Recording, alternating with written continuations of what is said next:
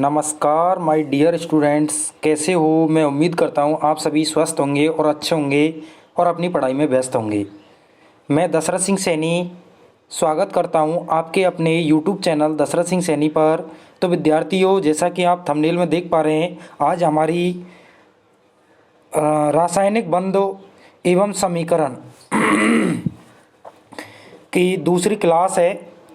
मैं आपको बता देता हूँ कि कल हम इसका पहला पार्ट यानी पहली क्लास पढ़ चुके हैं, जिसमें मैंने आपको रासायनिक बंध क्या होता है उसके बारे में, साथ ही साथ इसमें इसकी जो बेसिक जानकारी थी उसके बारे में हम पढ़ चुके हैं। क्लियर विद्यार्थियों, आज हम यहाँ पर रासायनिक बंध क्या होते हैं, रासायनिक बंध के प्रकार कौन कौन से हैं, उनके क्या गुण हैं और रासायनिक समीकरण, इनके बारे में अध्ययन करेंगे। क्लियर विद्यार्थियों, तो बिना समय व्यर्थ किए सीधे आपको क्लास की ओर लेके चलें।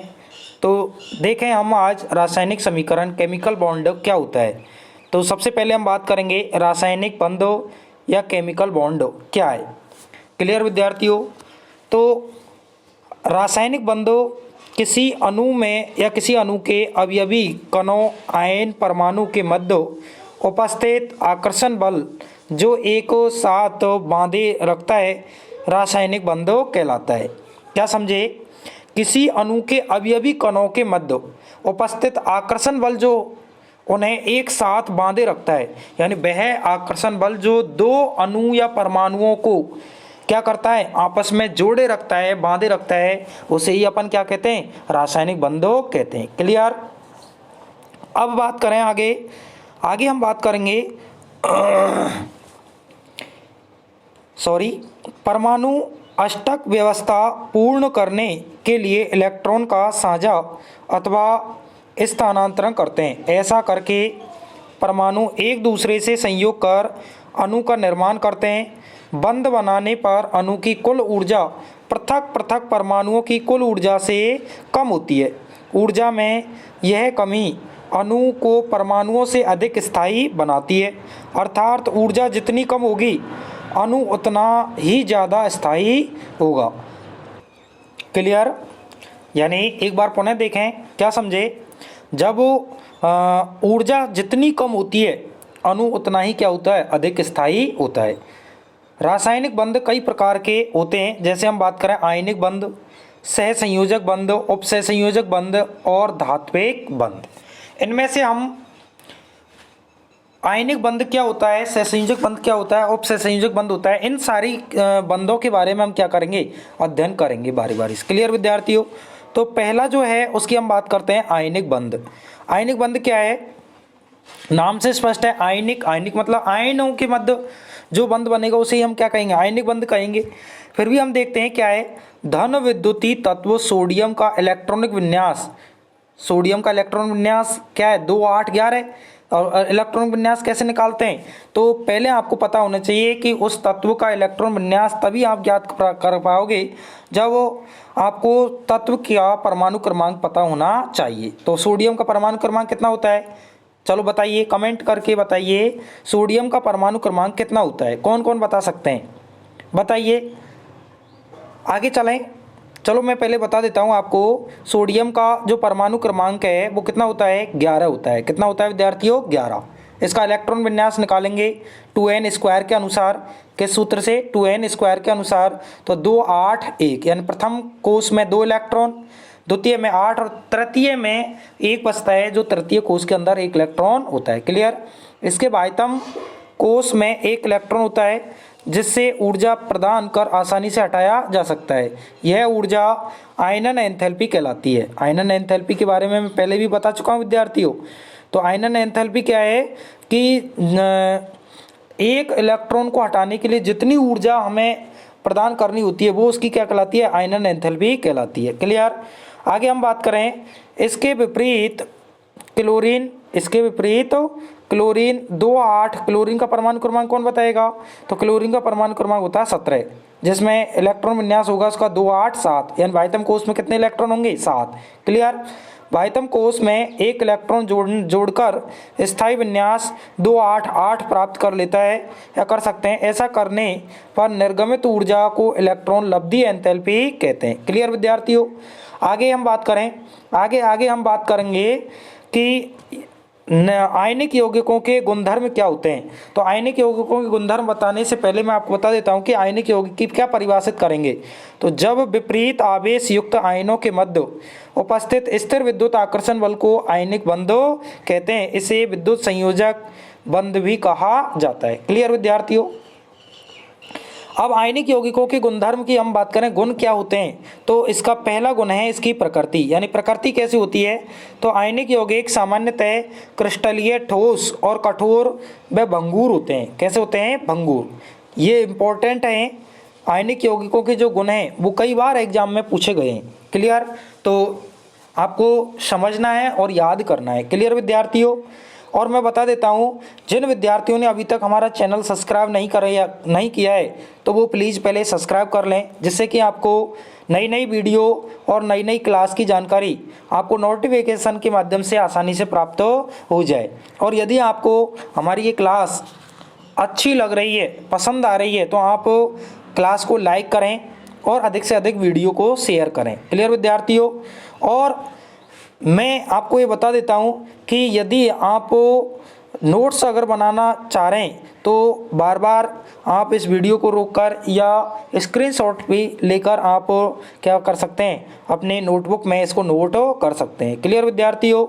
तो आयनिक यौगिकों की बात कर रहे हैं हम। आयनिक यौगिक में क्लियर पहला है प्रकृति। तो आयनिक यौगिक सामान्यतः कैसे होते हैं? क्रिस्टलीय होते हैं, यानी क्रिस्टलीय और अक्रिस्टलीय दो प्रकार के ठोस होते हैं। तो क्रिस्टलीय कैसे होते हैं? क्रिस्टलीय होते हैं, क्रिस्टल के रूप में। कठोर होते हैं और भंगुर प्रकृति के होते हैं। भंगुर का मतलब जब इन पर चोट मारते हैं तो ये चूर चूर हो जाते हैं। क्लियर। दूसरा है गलनांक व क्वथनांक। तो आयनिक क्रिस्टल जो हैं, आयनिक यौगिक हैं, में आवेशित आयनों के मध्य प्रबल आकर्षण बल होता है और प्रबल आकर्षण बल होने के कारण इन्हें तोड़ने के लिए अधिक ऊर्जा की आवश्यकता होती है। क्या होती है? अधिक एनर्जी की इनको आवश्यकता होती है। क्लियर विद्यार्थियों। अतः इनके गलनांक व क्वथनांक सामान्यतः कैसे होते हैं? उच्च होते हैं। क्लियर। तीसरा नंबर आता है विलेयता। आयनिक यौगिक ध्रुवीय विलायकों, जैसे हम जल की बात करें तो इसमें क्या होते हैं? विलेय होते हैं। और अध्रुवीय विलायक जैसे हम बात करें ईथर और बेंजीन में कैसे होते हैं? अविलेय होते हैं। तो आप उदाहरण की सहायता से भी समझ सकते हैं। आप जैसे विलेयता को अगर आपको देखना है तो आयनिक यौगिक कौन कौन से हैं? तो आयनिक यौगिक एक तो NaCl होता है, नमक। नमक क्या है? NaCl। NaCl नमक का सूत्र क्या होता है? NaCl। मैं सूत्रों भी कल की क्लास में आपको सारे सूत्रों के बारे में बता चुका हूँ। क्लियर विद्यार्थियों। तो आप क्या करेंगे? आयनिक यौगिकों में विलेयता को आपको देखना है तो एक नमक का क्रिस्टल लेंगे और नमक के क्रिस्टल को जब जल में हम घोलेंगे तो घुल जाएगा, यानी विलेय हो जाएगा। लेकिन अगर उसी नमक को हम ध्रुवीय विलायक जैसे बेंजीन और ईथर लें तो उसमें वो विलेय नहीं होगा। क्लियर विद्यार्थियों। अब बात करते हैं इसकी चालकता की। तो आयनिक यौगिक ऊष्मा के सुचालक होते हैं। ऊष्मा के कैसे होते हैं? सुचालक। और गलित अवस्था में ये विद्युत का चालन भी करते हैं। क्लियर। ठोस अवस्था में विद्युत के कैसे होते हैं? कुचालक। लेकिन गलित अवस्था में ये क्या होते हैं? विद्युत के सुचालक होते हैं। क्लियर। आगे हम बात करेंगे तो आगे हमारा जो नेक्स्ट जो पार्ट है वो है सहसंयोजक बंध। आगे कौन सा है? सहसंयोजक बंध। क्लियर। तो रासायनिक बंध के बारे में हम पढ़ ही चुके हैं और रासायनिक बंध के बारे में हमने विस्तार से अध्ययन करने के बाद में हमने बात की थी आयनिक यौगिकों के गुणधर्म और विद्युत सहसंयोजक बंध। क्लियर। अब हम बात करेंगे नेक्स्ट, वो है सहसंयोजक बंध। तो सहसंयोजक बंध होता क्या है? जब दो या दो से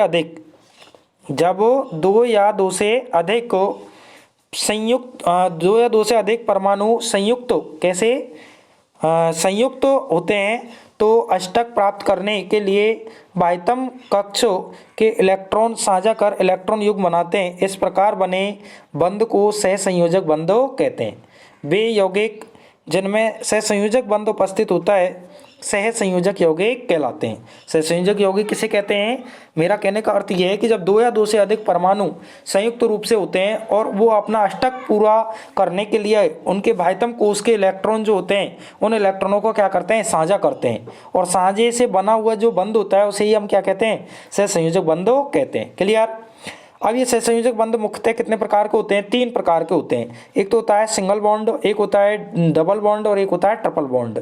जब दो परमाणुओं के मध्य एक एक इलेक्ट्रॉनों का साझा होता है, जैसे हाइड्रोजन हाइड्रोजन के मध्य एकल बंध है, क्योंकि हाइड्रोजन के पास में भी एक इलेक्ट्रॉन होता है और दूसरा हाइड्रोजन के पास में भी एक इलेक्ट्रॉन होता है, तो एक एक इलेक्ट्रॉनों का साझा करेंगे तो एकल बंध का निर्माण हो जाएगा। अगर हम बात करें ऑक्सीजन की, तो ऑक्सीजन के बाह्यतम कोश में 2-2 इलेक्ट्रॉन होते हैं, तो वो 2-2 इलेक्ट्रॉनों क्या करते हैं? साझा करते हैं और अपना अष्टक पूरा करके द्विबंध का निर्माण करते हैं। इसी प्रकार नाइट्रोजन क्या है?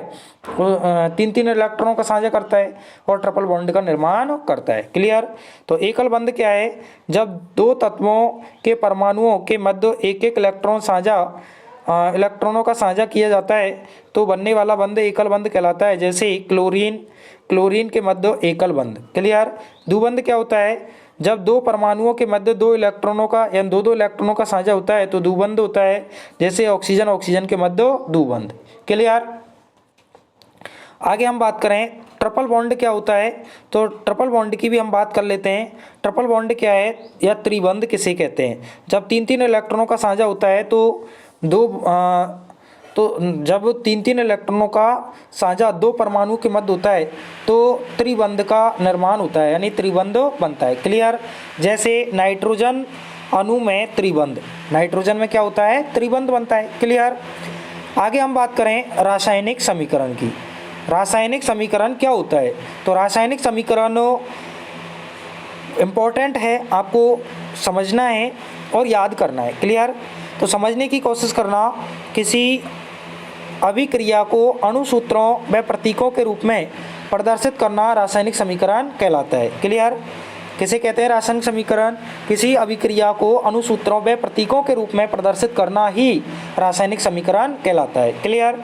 किसी रासायनिक अभिक्रिया में भाग लेने वाले पदार्थ अभिकारक अथवा क्रियाकारक कहलाते हैं, यानी जो पदार्थ अभिक्रिया में भाग लेते हैं उन्हें क्रियाकारक या अभिकारक कहते हैं, और अभिक्रिया के फलस्वरूप बने पदार्थ को उत्पाद या क्रियाफल कहते हैं। क्लियर?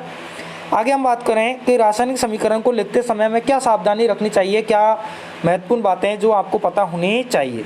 तो नंबर 1 की हम बात करें कि रासायनिक समीकरण को लिखते समय हमेशा, यानी समीकरण में बाईं तरफ क्या लिखेंगे? क्रियाकारक लिखेंगे और दाईं तरफ उत्पाद लिखेंगे।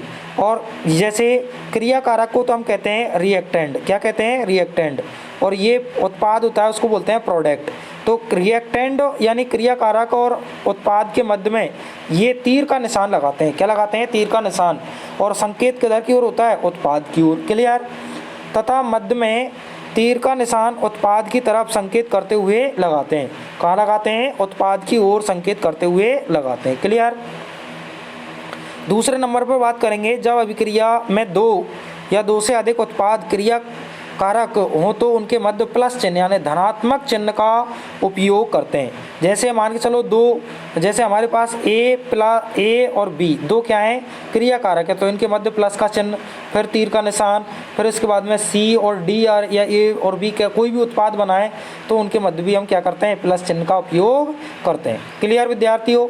तो मैं उम्मीद करता हूँ आप सभी को ये जो आज मैंने आपको आयनिक यौगिक, उपसंयोजक यौगिक और रासायनिक बंध जो हैं और रासायनिक समीकरण, ये आपको बिल्कुल ही क्लियर हुआ होगा। क्लियर? और यदि आपको किसी प्रकार की कोई कन्फ्यूजिंग है तो आप इस वीडियो को बार बार करके देखिए, आपका जो डाउट है वो बिल्कुल ही क्लियर हो जाएगा। क्लियर विद्यार्थियों? और मैं आपसे यही उम्मीद करता हूँ कि आप इसको एकाग्रत मन के साथ में आप देखेंगे तो मैं कहता हूँ आपका 100% जो कन्फ्यूजिंग है वो क्या हो जाएगा? दूर हो जाएगा। क्लियर विद्यार्थियों? तो जिन विद्यार्थियों को हमारी क्लास ये पसंद आ रही है तो कहने की आवश्यकता ही नहीं है, आप वीडियो को लाइक करेंगे, शेयर करेंगे और अधिक से अधिक अपने दोस्तों के साथ में इसको शेयर करेंगे। क्लियर विद्यार्थियों? और आप के मन में किसी भी प्रकार की कोई प्रश्न है, कोई डाउट है, तो आप कमेंट बॉक्स में अपना कमेंट ज़रूर लिख के बताना। क्लियर विद्यार्थियों, और मैं ये उम्मीद करता हूँ आपसे कि आपको क्लास कैसी लगी। आप इसे कमेंट में ज़रूर शेयर करेंगे, ज़रूर बताएंगे आपको क्लास कैसी लगी। यदि आपको किसी प्रकार की क्लास के अंदर कोई भी ऐसा जो चीज़ है जो आपको समझने में प्रॉब्लम है, या आप चाहते हैं कि इसमें ये परिवर्तन हो, तो मैं आपके जो सुझाव हैं वो भी सुझाव आपके जो सुझाव हैं और अच्छा जो मैं क्या कर सकता हूँ आपके लिए, तो वो भी आप कमेंट में ज़रूर लिखना। क्लियर विद्यार्थियों, तो आज के लिए इतना ही। नेक्स्ट क्लास में पुनः आपसे मिलेंगे एक नई जानकारी के साथ में। तब तक के लिए सभी विद्यार्थियों का धन्यवाद।